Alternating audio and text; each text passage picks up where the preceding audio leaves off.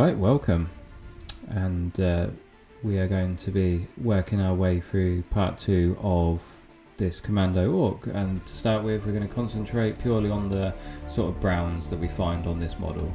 So at the moment we're just sort of adding some scrag brown to the highlight areas. It's already had Mornafang put onto it just as my sort of base in light coat to make it nice and sort of opaque, so it's a good place to start from. So as you can see, I'm just sort of adding the areas that I think there should be a highlight. So again, just real rough sketches at the moment, nothing too final.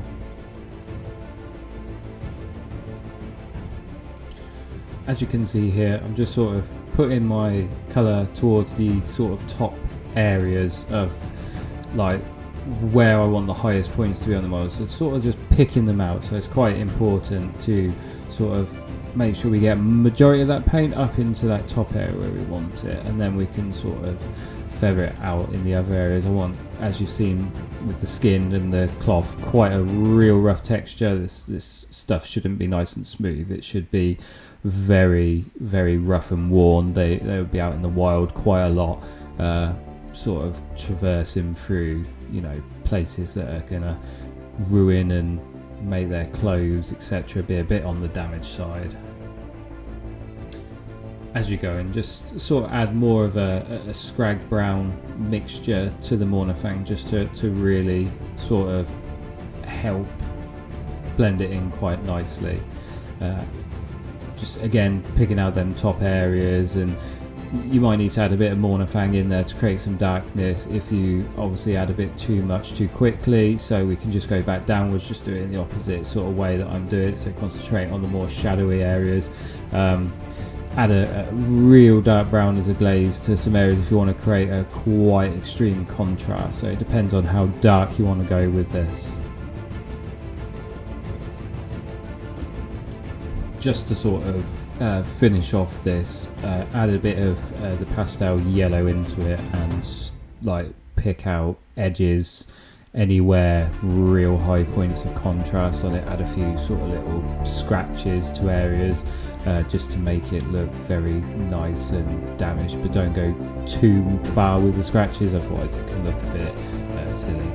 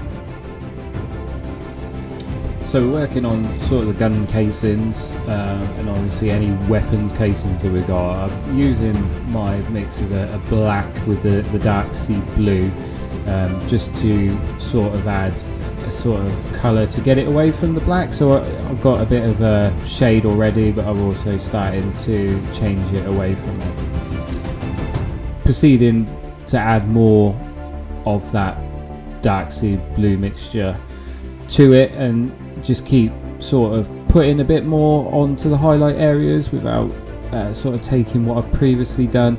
Again, really scratchy, brush marks on it, not being particularly too neat with it. I've again, we want these to be sort of rough and ready, and then you'd just be adding progressively more light grey to the mixture, just to help create a nice effect. There's some real good edges on this one, and it's a nice curve, so it means there's some real good points of light to be put on this.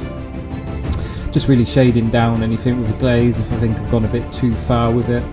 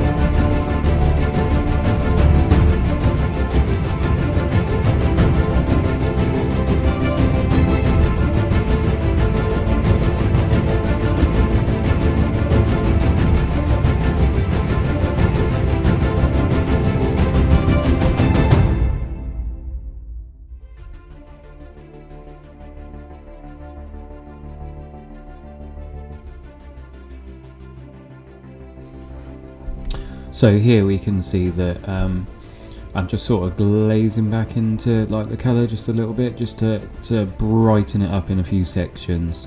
So I'm just going in with like a sort of previous mix, thinned it down a little bit, and just gently sort of smoothing some areas out and putting again some more lines in there, especially across that edge that we've got going on the front of the gun. Edges are really important. We must try and pick out all of them if we can. They kind of define your shapes quite well, so getting some good colour on there and just making sure you pick out all them edges works out really quite nicely.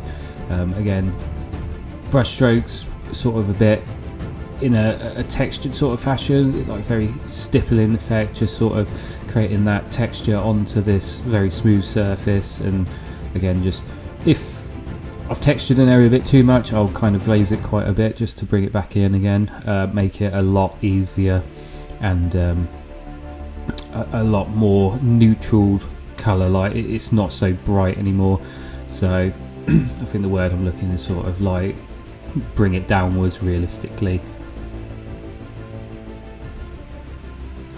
Last off, just adding some really extreme highlights to areas, just some very much light grey in with that dark sea blue, just to again pick out the sort of highest points of it.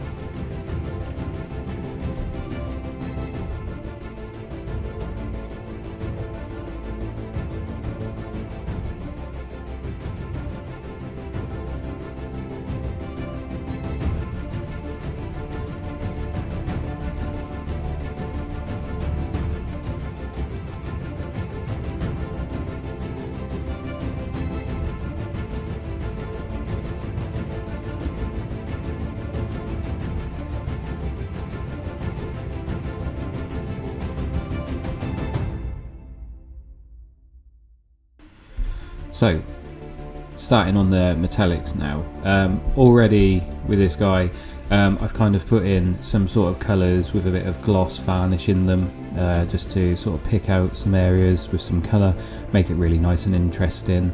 Obviously now I'm just going back in with the pure copper on its own, just sort of add in them highlight areas and edges, bits like that, just to sort of make it more metallic. I'll do exactly the same for the silver, just with a different silver colour, as you saw as I was starting. So the goal in here is pretty much the same as everything else. Texture it quite nicely, get some really nice shine. Metallics need quite a lot of contrast, very, very high contrast in there. Can actually sort of water the metallics down. You're better off using a metallic thinner. Sometimes I like to do that just to go over the top, just to again add to the shine and create it. Water's not very good for metallics realistically, but obviously if that's all you've got, that's all you've got. But it is quite good to have some metal thinner as we're doing it.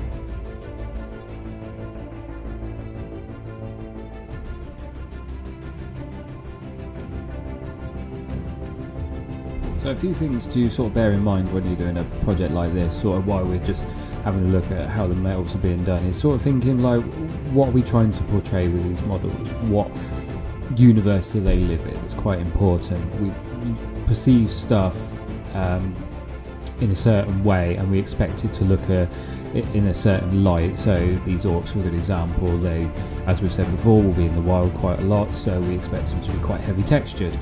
Doesn't quite work for everything. Some stuff will need to be a lot smoother, a lot nicer. A space marine that hasn't seen any battle is more likely to be immaculate than it will be in a state of ruin, more towards where these guys are a lot more damaged. So it's really important before you sit down with a project and sort of think, what am I trying to portray with this painting? It's really important having to think about it before you start putting the paint on, and then it makes your life easier in the long run as you're doing it. So it's a real sort of important thing, because we can get very excited with our miniatures and sort of put the paint on without really thinking too much in detail of it. It's exciting. So these orcs are sort of the first sort of project I've done for this YouTube channel, as a sort of, here we go, let's get the foot in the door and see how we get on with it. So there'll be more different things in the future and different models going on, so it might not be always as textured as this, but this kind of gives you a glimpse of how I work and my sort of pretty dark style.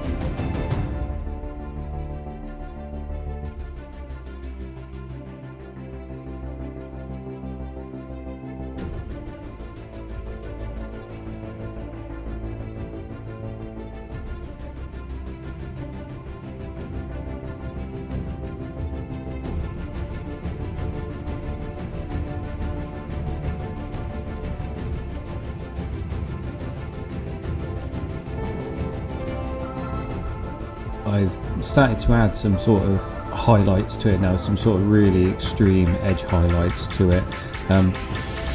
We're basically trying to pick out them real nice edges, create again some texture, nice and sharp. You can kind of get away with a lot with the metallics, because obviously the shine really helps you to get them edges quite nice. As long as you've got a real good contrast on them, it helps to create quite a nice effect with them. Like everything else, want it sort of rough and really nice and ready looking on it. Just picking out all the edges that I can get hold of, all in this sort of nice copper colour. All these paints I use, majority of them are scale 75, really good paints metallic wise. Finishing off the like sort of last touches of it now, just adding in more sort of highlight areas to it, getting that contrast in there really nicely. It's been quite fun doing these Orks and these commandos. Done the whole 10 now, and as you can see here we've got the sort of finished model as he is.